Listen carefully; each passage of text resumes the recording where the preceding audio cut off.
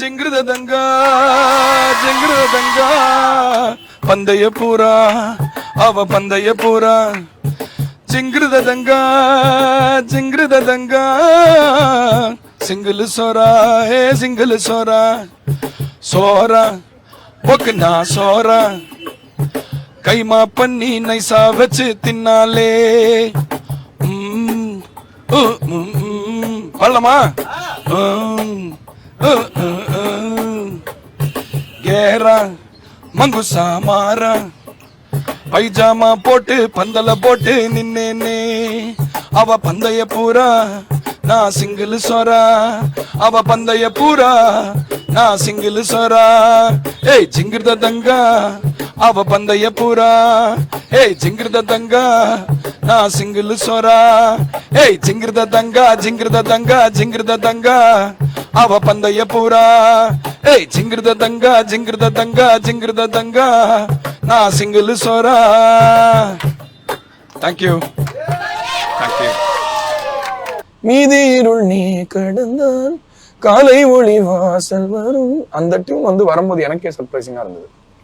தோளில் நம்மை ஏந்தி கொள்ளும் நமக்கான நாள் வரும் தலக்கோதும் இளங்காத்துன ரொம்ப நல்லா ஃப்ளோ ஆச்சு. அது தேன் சுடரின்னு ஒரு பாட்டு பண்ணேன் லவர்ல. திரும்ப அது என்ன பண்ணாலும் அந்த பாட்டை திரும்ப அந்த மாதிரி மேஜிக்லாம் பண்ண முடியாது. அது சக்தி பாடினதா இருக்கட்டும், அது அந்த அரேஞ்ச்மெண்ட்ஸ் வாசிச்சது எல்லாமே ரொம்ப பார்த்து ரொம்ப ஆசைப்பட்டு பண்ண பாட்டு. இப்போ திரும்ப அதில் உட்காந்தா அதே ஃப்ரெஷ்னஸ், அதே ஒரு மிஸ்ட்ரி, இந்த த்ரில், என்னடா எங்க என்னென்னமோ வருது புரியலையே நம்மளுக்கு. ஏன்னா ஆக்சுவலாக உண்மையை சொல்ல போனால் கிரியேட்டிவிட்டி வரும்போது உங்களுக்கே புரியாது ஒரு பாட்டு என்ன வருது அப்படின்னு. நீங்கள் அதை எவ்வளோ புரிஞ்சுக்க ட்ரை பண்ணுறீங்களோ அவ்வளோ போலித்தனமாகிடும் பாட்டு. ஸோ அதனால ஐடியா வர ஓகே வரட்டும்னு பேசிக்கலி ஃப்ளோ, தட்ஸ் ஆல். அதே மாதிரி தான் தலக்கோதுமோ, அதில் இருக்கிற ஒவ்வொருத்தனும் ஒரு ஜித்தன் அந்த பாட்டில். ஸோ அதனால கேபா வந்து கிட்டார் வாசிச்சாரு.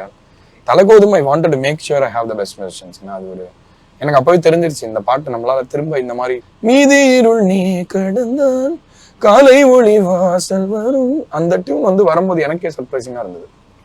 தோளில் நம்மை ஏந்தி கொள்ளும் நமக்கான நாள் வரும் தலக்கோதும் இளங்காத்துன ரொம்ப நல்லா ஃப்ளோ ஆச்சு. அது சம்டைம்ஸ் ஃபோர்ஸ்டா இருக்கும். சில பாட்டெல்லாம் நம்ம டியூன் பண்ணும்போது இது என்னமோ முக்கிய போட்ட மாதிரி இருக்கிற மாதிரி தோணும். நான் சொல்ற நபர்கள் கிட்ட நீங்க ஒரு கேள்வி கேட்கணும் அப்படின்னா என்ன கேட்பீங்க? ஓகே, ஏஆர் ரஹ்மான் சார் அடுத்த, ஏன்னா அவர் வந்தே மாத்திரம் ஆல்பம் வந்து ஒரு ரேஜ். அவர் தனியா எப்ப எது பண்ணாலும் தூக்கி சாப்பிட்டுருவார் மனுஷன் எல்லாரையும். ஸோ அதனால உங்க அடுத்த இண்டிபெண்டா நீங்க பண்ற, நீங்களே ப்ரொடியூஸ் பண்ணி தனியா சினிமா இசை இல்லாத ஒரு ஆல்பம் பண்ணுவீங்களா? அதை எப்ப பண்ணுவீங்க? Okay, next Yuvan sir. Yuvan நான் வந்து ஆக்சுவலா ஒரு 2-3 படமா அவரை பாட சொல்லி கேட்டுட்டு இருக்கேன். பயங்கர பிஸியா இருக்காரு, ஆனால் டைம் இல்லை பாவம். ஸோ அதனால எனக்கு எப்ப பாடுவீங்க மியூசிக்ல? Harris sir. ஹாரிஸ் அவர் என்ன பண்ணாலும் சூப்பர். அதாவது அவர் திடீர்னு ரஹ்மான் சார் காம்பினேஷன் பிரேக் ஆகி அன்னியன் பண்ணாரு.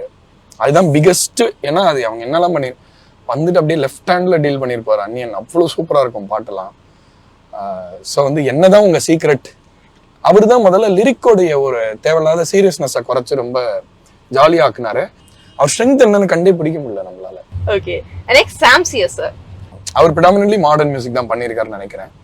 So I would love to see him do a village film or அவர் கம்ஃபர்ட் ஜோன்ல இல்லாத ஒரு விஷயம் அவர் பண்ணா நல்லா இருக்கும்னு நினைக்கிறேன். அதை எப்ப பண்ணுவீங்க? Finally Anirudh sir. அனிருத் எப்ப ரெஸ்ட் எடுக்க போறீங்க? ரொம்ப பிஸியா இருக்கீங்க லைஃப்ல.